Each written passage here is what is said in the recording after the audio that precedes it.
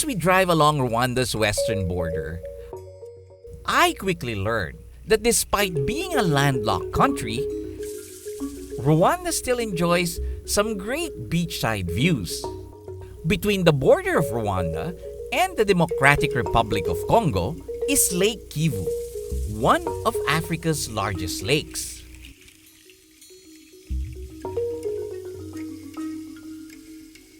Although fish species are sparse, the lake is a crucial source of food for nearby villages.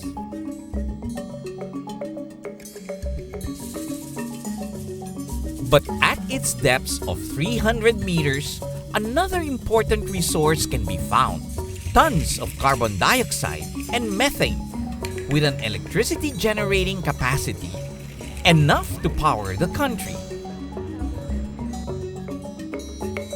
Sitting by the sandy shore, lined by tropical flowers and vegetation, and watching boats pass by, I certainly felt like I wasn't in Africa. After a short relaxing stay by Lake Kivu, we continued on to our journey through the southwest of Rwanda to the Nyungwe National Park. The hillsides are now carpeted by plantations of tea, Rwanda's largest export today. As we drove into the park, we spotted some birds and monkeys by the roadside. Set amid sprawling tea plantations right by the edge of the national park is the Nyungwe Forest Lodge, where I will be staying.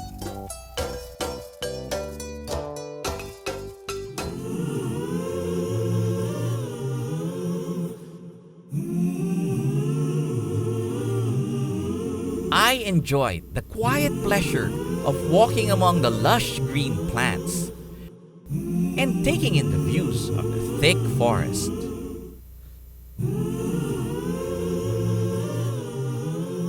The Nyungwe rainforest is probably the best preserved rainforest here in Central Africa.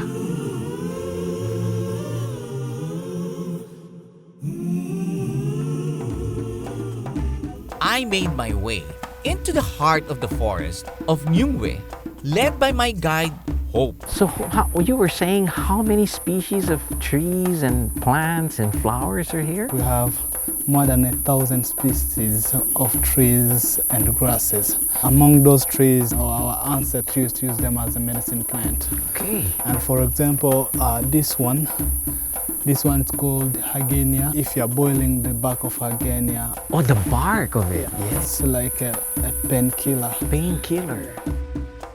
That one. We use it as a medicine plant, mostly when you touch stinging nettles. The other plant that when you touch them, you get itchy. Yes. It has a sap. Okay.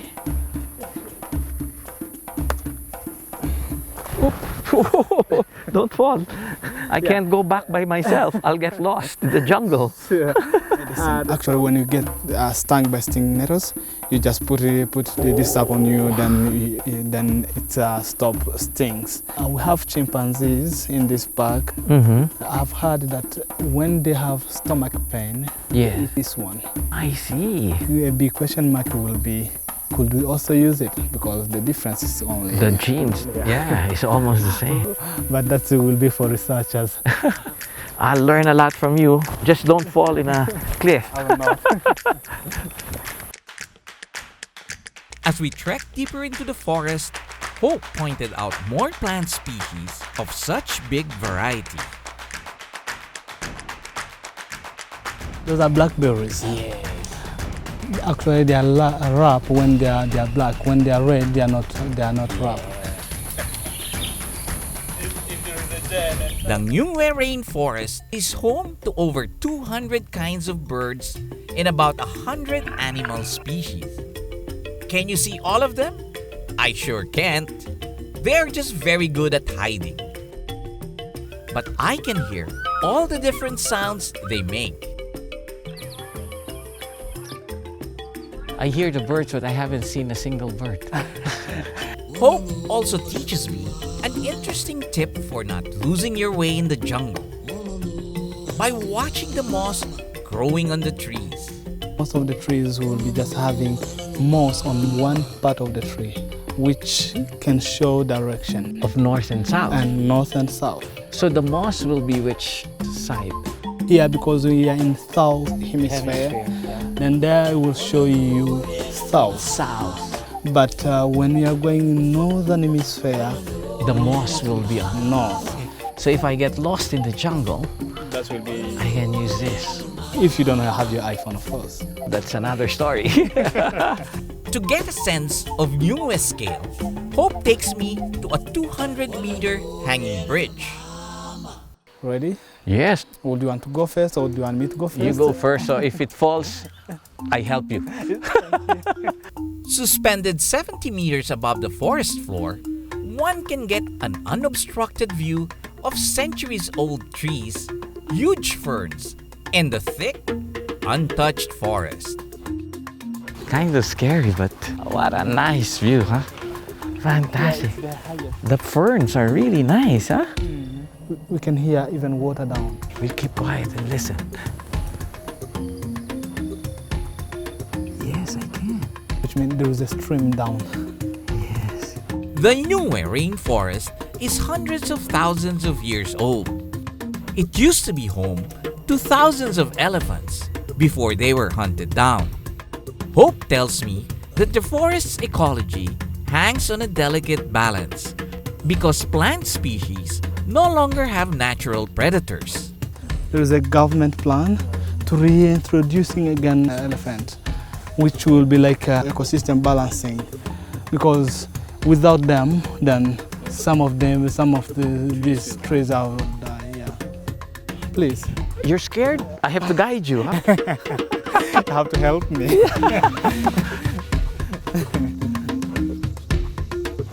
It was nice to just listen to all the different jungle sounds. But what Niue is really known for is the abundance of primate species dwelling in its rainforest. There are 13 different primate species here, including the elusive chimpanzee. We set out to look for them.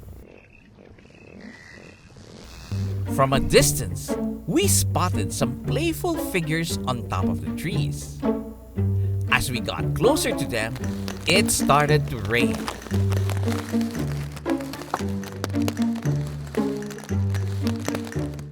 It's raining very hard, but you know that's how it is in a rainforest. And see up there are the colobus monkeys. We've been so interested to see them. The rain really doesn't matter. Interesting that they're just resting as well. The Ruwensori colobus monkey is distinct for its black human-like face, with black fur and long white locks. Colobus in Greek means mutilated, and they are so named because their thumbs appear to be cut off, unlike that of other primates. Rather than impair them, this enabled them to travel faster on top of trees. So they're jumping from one branch to the other, putting their weight into the branch until they hit the other tree. Watch this guy. And they seem to be following one another. The baby was just chasing his mom. I could see one right there. And once the rain stops for a bit, everybody becomes very active and starts jumping and running around. They spend more than half of their day feeding. The colobus monkey's diet consists of fruits, leaves, and tree bark, which they have no problem running out of in this rainforest. Another interesting thing about these small primates is that their stomachs function like that of cows, which can store food while in the process of digestion. They can also feed on mature leaves, which make it easier for them to find food. These guys can never go hungry.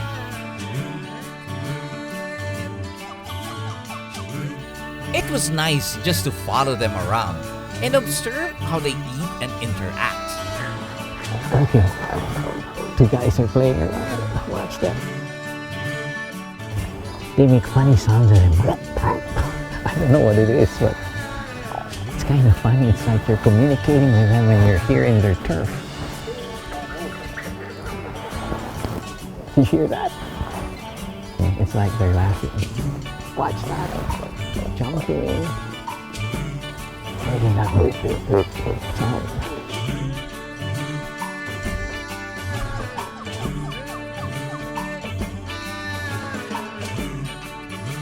I just saw a dense monkey right there with white belly. They're just like us hiding from the rain. This is so much fun. It's raining, but it's so much fun. Walking in the jungle and just watching these guys having fun just as well. Although we didn't get to see the other primates in Nyungwe, I am still determined to track the largest of them all. A lush, green haven in the middle of Africa, Rwanda is a country deeply scarred by its tragic past. But its road to recovery has been paved. The country's collective determination in rising up and creating a better life for each of its citizens is admirable. Rwanda is now ready for a bigger and better future. In the next part of my journey,